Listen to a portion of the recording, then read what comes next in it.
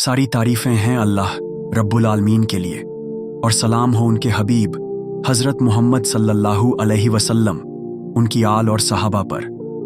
तारीख़ के कुछ पन्ने ऐसे हैं जिन्हें पढ़कर दिल कांप उठता है। आंखों के सामने खून के दरिया, जलते हुए शहर और बिखरी हुई लाशें तैरने लगती हैं। उन पन्नों में एक सबसे स्याह और दर्दनाक पन्ना है, मंगोलों का फितना। एक ऐसी कौम जो शुमाल आशिया के बंजर मैदानों से उठी और कुछ ही सालों में आधी दुनिया को खून में डुबो दिया। मुसलमानों की तहजीब मिटा दी गई, इल्म के खजाने जला दिए गए, रोशन शहर राख में बदल गए और मस्जिदों की अजानें खामोश हो गईं। ये सिर्फ एक तारीखी हादसा नहीं था, बल्कि हदीस ए मुबारक हज़रत मोहम्मद सल्लल्लाहु अलैहि वसल्लम और कुरान करीम में इस तरह के फितनों के बारे में पहले ही इशारे दे दिए गए थे। अल्लाह ताला फरमाता है, और जब वह पलटता है तो ज़मीन में फसाद फैलाने की कोशिश करता है, खेती और नस्ल को तबाह कर देता है, और अल्लाह फसाद को पसंद नहीं करता। सूरह अल-बकरह 205। हज़रत मोहम्मद सल्लल्लाहु अलैहि वसल्लम ने फरमाया, क़यामत तब तक कायम न होगी जब तक तुम एक ऐसी कौम से न लड़ो जिनके जूते बालों के होंगे। बुखारी, मुस्लिम।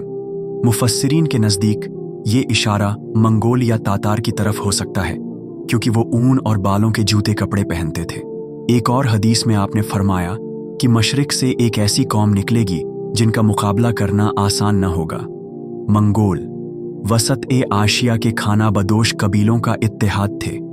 उनका अस्ल वतन मंगोलिया और मंजूरिया के पहाड़ी और रेगिस्तानी इलाके थे।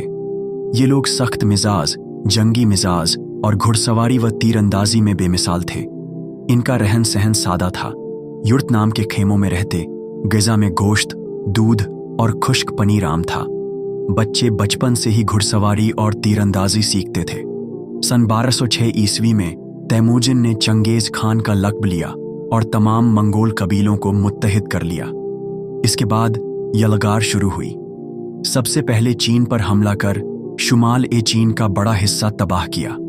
फिर वसत आशिया में समरकंद, बुखारा और ख़वारज़्म को बर्बाद कर दिया।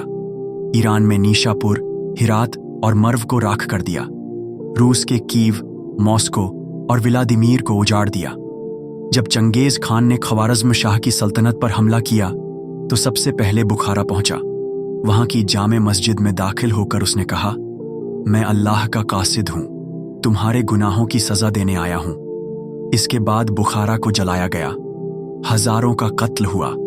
समरकंद में लाखों मुसलमान शहीद कर दिए गए। नीशापुर में 1 लाख से ज्यादा लोग मारे गए। मर्व की पूरी आबादी मिटा दी गई और किताब खाने जला दिए गए। चंगेज़ खान के पोते हलाकू खान ने 1228 ईस्वी में मुसलमानों के दिल को सबसे बड़ा धक्का दिया, बगदाद का सुकूत। यह वह दौर था जब अब्बासी खिलाफत का मरकज महफूज समझा जाता था, मगर हलाकू की फौज ने लाखों मुसलमानों को कत्ल कर दिया। दजला का पानी काला हो गया क्योंकि लाखों किताबें दरिया में फेंकी गईं। खलीफा मुस्तासिम को कत्ल कर दिया गया। मुसलमानों के लिए यह क़यामत सुगरा थी। कुछ मुर्रिखीन ने मंगोलों को याजूज माजूज की सिफात से जोड़ा, क्योंकि वो अचानक निकले, तेजी से जमीन पर फैल गए और बस्तियों को तबाह कर दिया। हालांकि असल याजूज माजूज का खुरूज क़यामत के करीब होगा, लेकिन मंगोलों की सिफात उनसे मिलती जुलती थी। उनकी कामयाबी की वजह उनकी बेमिसाल घुड़सवारी थी। वो रोज 100 से 200 किलोमीटर का सफर तय कर सकते थे। उनका कंपोजिट बो एक ऐसा हथियार था जो दूर से तीर मारने में बेहद ताकतवर था, और उनका नफसियाती जंग का तरीका, जिसमें वो दुश्मन को इतना खौफजदा कर देते कि वह बिना लड़े हथियार डाल देता। उनके फैलाव में चीन, कोरिया, रूस, ईरान, इराक, शाम और तुर्की सब किसी न किसी दौर में शामिल थे। अल्लाह ताला फरमाता है, ये दिन हम लोगों के दरमियान घुमाते रहते हैं। आले इमरान। हलाकू के बाद मंगोल सल्तनत बिखरने लगी। कुछ मंगोल मुसलमान हो गए, जैसे बरकाह खान 1257 ईस्वी में, और बाद में गाजान खान 1295 ईस्वी में, जो इस्लाम के बड़े हिमायती बन गए। मंगोलों का फितना हमें यह सिखाता है कि उम्मत के लिए इत्तेहाद ज़रूरी है। इल्म का तहफ़्फ़ुज़ ज़रूरी है, क्योंकि जब किताबें जलती हैं तो कौम की याददाश्त मिट जाती है।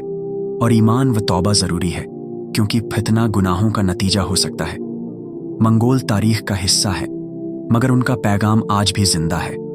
अगर उम्मत मुत्तहिद न हो, अगर इल्म व ईमान कमज़ोर हो जाए, तो बाहर से कोई दुश्मन आए या अंदर से, अंजाम एक जैसा होगा।